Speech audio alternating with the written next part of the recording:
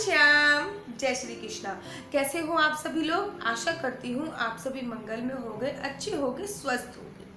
आज की कथा आपको कहीं ना कहीं सिद्ध कर देगी कि जो हमारी संस्कृति है, जो हमारी धरोहर है, जो हमारे बूढ़े बुजुर्ग कहते थे राम राम, उसका जो प्रभाव पड़ता था वो हम पर कैसा पड़ता था, किस लिए पड़ता था और उसका क्या क्या प्रभाव आगे होने वाला है और क्यों बोला जाता है कि राम से बड़ा राम का नाम। ये आज की कथा में मैं आपको बताने जा रही हूँ। एक बार की बात है कि एक बार एक बर्फ की कंपनी में एक कर्मचारी काम करता था। छुट्टी का समय होने चला था। वो देखने गया था कि सारी बर्फ की जो सिल्लियां हैं वो ठीक ठाक लगी हैं फ्रीजर में, फ्रिज वाले कमरे में, या नहीं लगी। अब जब गलती से उसका दरवाजा बंद हो जाता है फ्रिज वाले कमरे का और वो फ्रिज वाले कमरे के अंदर ही रह जाता है। उस समय छुट्टी का काम समय हो रहा होता है, तो जो सारे कर्मचारी होते हैं वो अपना कार्य पूरा करके चले जाते हैं।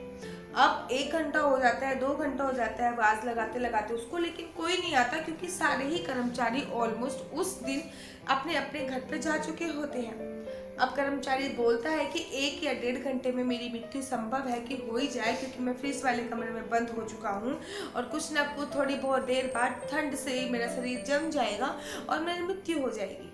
तो मैं क्यों ना थोड़ी देर के लिए मैं भगवान को याद कर लूं, और भगवान को याद करते करते ही मैं चाहता हूँ कि मेरे प्राण पखेरु उड़े।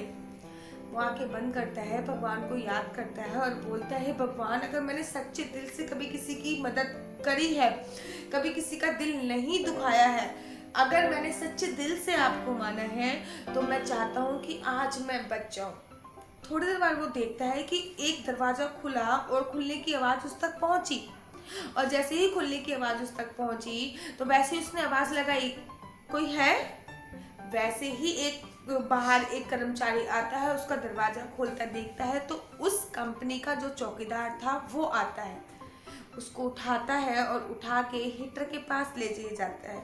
हीटर के पास लेके जाने के बाद वो उसको कुछ देर तक हीटर के पास बिठाता है, और जब वो नॉर्मल हो जाता है तो वो कर्मचारी उस चौकीदार से पूछता है कि आपको कैसे पता चला कि मैं अंदर था? तो वो चौकीदार बोलता है कि साहब, रोज यहाँ से लाखों व्यक्ति जाते हैं और रोज यहाँ से लाखों व्यक्ति आते हैं, लेकिन ऐसा कोई भी नहीं है जो मुझसे राधे राधे बोले, जो मेरे को राम राम बोले। जब आप आज सुबह राम राम करके जाते हो ना, तो पूरा दिन मेरा मन अच्छा रहता है, और जब शाम को आप राम राम करके निकलते हो तो पूरी रात मेरी बहुत अच्छी गुजरती है। आज सुबह जब आप राम राम करके निकले तो वो मेरा दिन पूरा बड़ा अच्छा लगा, लेकिन मैं शाम को आपका इंतजार कर रहा था कि आप कितने बजे, कब आप निकलोगे मुझसे राम राम करके, लेकिन आप नहीं निकले। तो मेरे को ज्ञात हुआ कहीं आप किसी मुसीबत में तो नहीं फंस गए हो। यही देखने के लिए मैं अंदर आ गया, तो मैंने देखा कि आप एक फ्रीजर में बंद हो, यहाँ पे फ्रिज है, उस फ्रीजर में बंद हो। तो आपको अब क्या सीख मिलती है इस कहानी से कि आज की जो जनरेशन है, जो वो हेलो हाय हे वे बोलती है ना, उनसे कुछ नहीं होने वाला।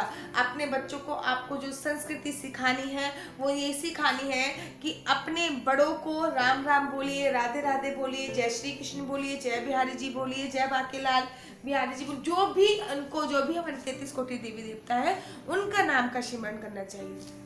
एक कथा मैं आपको और सुनाती हूँ। एक बार की बात है, जब रावण को ये पता चला कि राम का नाम लिखने से पत्थर तैर जाते हैं, तो रावण ने बोला सभी सैनिकों के सामने, ऐसी कोई बड़ी बात नहीं है, राम ने मेरा नाम लिख के भी पत्थर तैरा सकता हूँ मैं। अब भाई चैलेंज हो गया ये तो कि हाँ भी मेरा नाम लिख के भी पत्थर तैर जाएगा। अब रावण को भी एक नदी के पास लेके गया। अब रावण ने क्या करा, कुछ लिखा और पानी में बहा दिया। अब देखा कि वो पत्थर तैर रहा है। अब देख के सब लोग बड़े प्रसन्न हो गए और रावण की जय जयकार करने लगे। भाई लंका में आए। जब लंका में आए तो मंदोदरी, जो रावण की धर्म पत्नी है, उसने रावण से पूछा, अच्छा स्वामी, आप मुझे सच सच बताइए, क्या आपका नाम लिखने से वाकई पानी में पत्थर तैर रहे थे? तो रावण ने कहा, हाँ हाँ क्यों नहीं, मेरा नाम लिखने से भी पानी में पत्थर तैर रहे थे, मैं किसी से कम थोड़ी हूँ।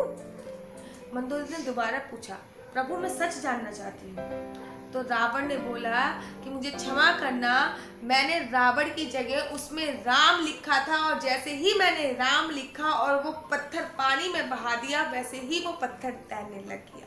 तो कहते हैं, इसीलिए कहा जाता है कि अंत में निकला ये परिणाम, राम से बड़ा राम का नाम। तो चलिए, अगर आपको मेरी वीडियो पसंद आती है तो मेरे चैनल, यूट्यूब चैनल हरि बोल को लाइक कीजिए, शेयर कीजिए एंड सब्सक्राइब कीजिए। अगर आप इंस्टाग्राम पे देख रहे हो तो आप यूट्यूब पे जाइए, यूट्यूब पर आशु हरि बोल आशु लिख के आप सर्च कीजिए, मेरा चैनल आ जाएगा, उस पर जाके लाइक और शेयर जरूर कीजिए।